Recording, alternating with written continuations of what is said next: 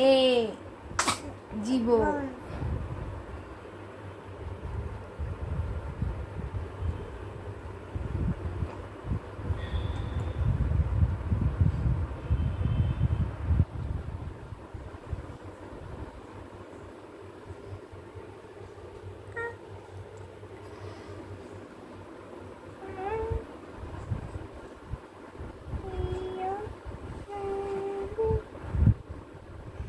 এইটা ত্রিয়ানের ছোট্ট লায়ন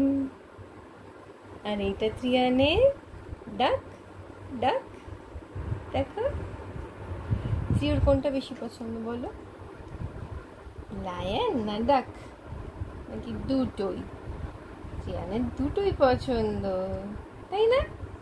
দুটো নিয়ে খেলা করতে ভালোবাসে ত্রিয়ান তাই না